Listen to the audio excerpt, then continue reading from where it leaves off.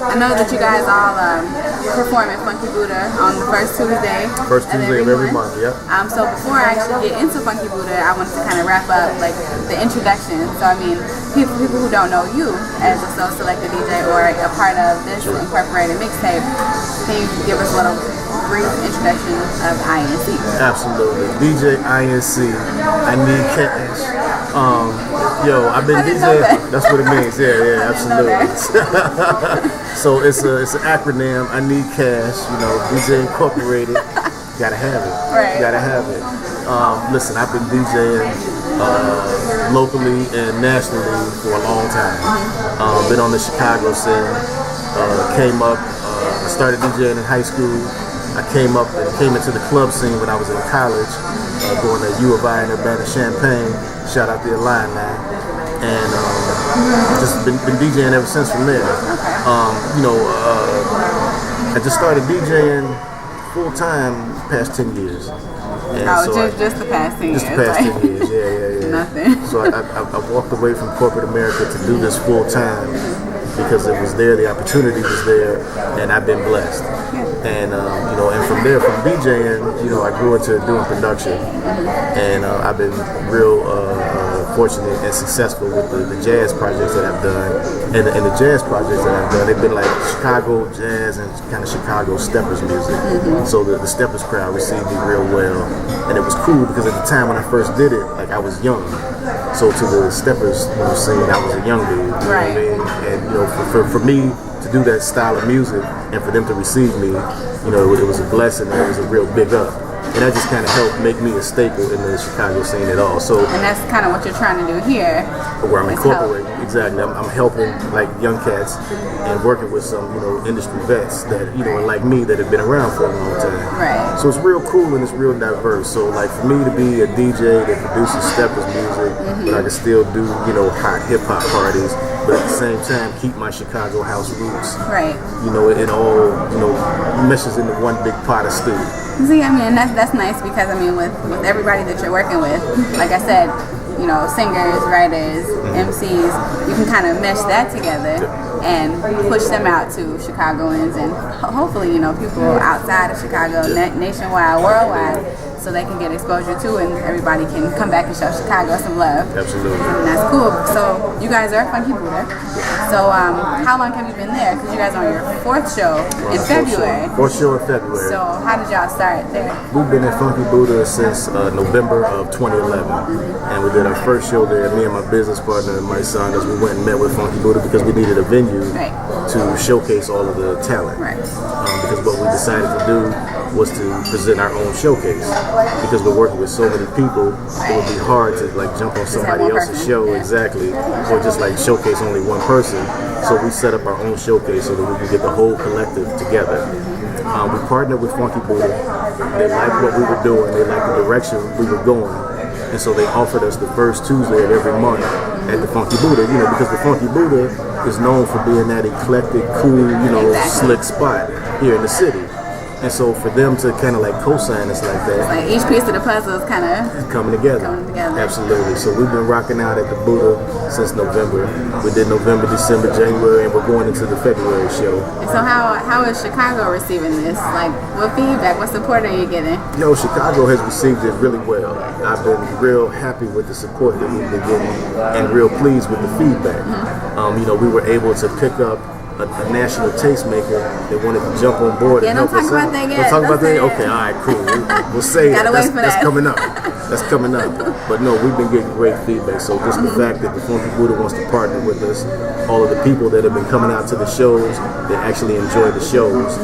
Because like for the average consumer or for the listener, to come to a show to not know any of the music, because there's no introduction for them. For them to come out and just enjoy the show and enjoy the set, that speaks really big of the artists that I'm working with and the music that we're presenting and the type of show that we're presenting. And the show in and of itself is slick because it's like a live mix on stage.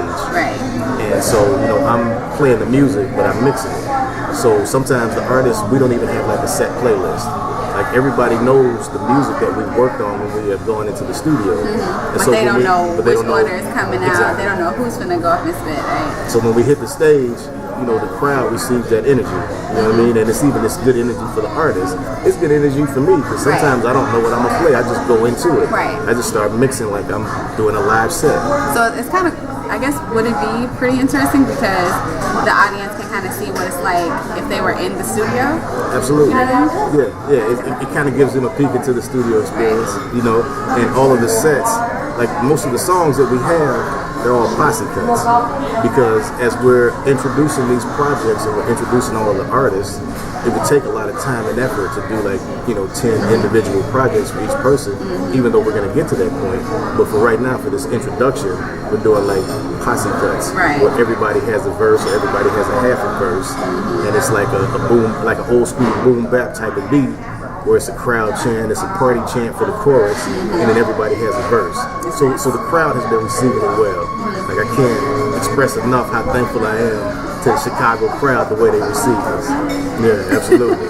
So speaking of the Chicago crowd and like tastemakers who actually kind of tell or inform the Chicago crowd of what's good, what's hot.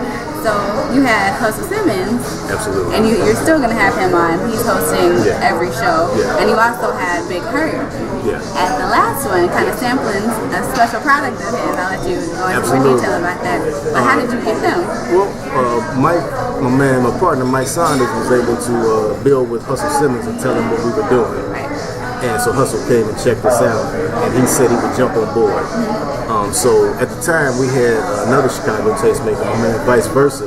He hosted the first event in November, but Vice is working on his own project. And so he records back and forth from Chicago and Detroit. So Hustle kind of stepped in to host in Vice's absence, but Vice is still down.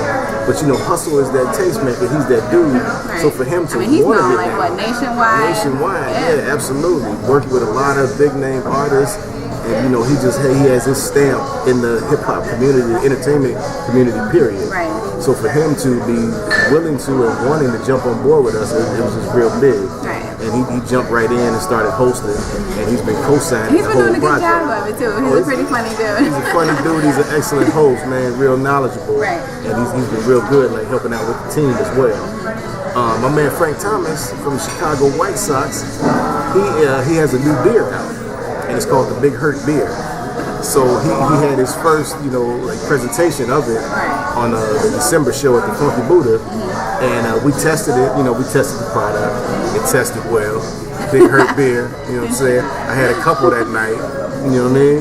So, for Frank to jump, and he was just there to endorse his product. Right. So he was, it was really like he was only supposed to be there for a short amount of time.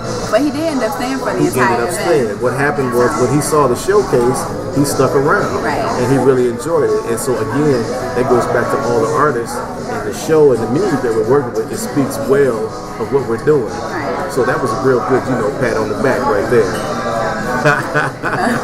Thank you.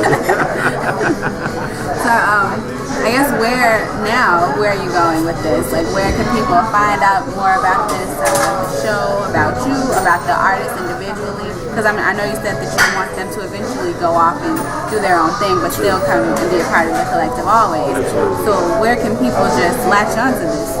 Well, definitely come check us out at the next show at the Funky Buddha, February 7th. February 7th. Mark that on your calendar. February 7th. Hit me up on Twitter. I'm DJINC09 on Twitter, and we have a Partners in Rhyme YouTube page, and we have an OTC YouTube page. So look us up on YouTube, and we're in the process of building a website so that we'll have all that information. It'll be central, and you can find out what the Partners in Rhyme are doing. You know what I mean? We're also working on the Incorporated Mixtape Volume 2. Okay. So Volume 2 is dropping in March. So we're going to have our next February show, and in March will be our release show for the Incorporated Mixtape Volume 2. Is that going to be a Funky Buddha too? That's going to be a Funky Buddha as well. Uh-huh. And also, Cash and Dilly are going to be dropping their first solo project because they're a duo. So Cash and Dilly are going to be dropping their project Behind Bars also in March. So we're dropping both of those in March. Come check us out February, March at the Funky Buddha. And then from there, we're going to continue doing the mixtapes, and then we're going to start working on everybody's own individual project.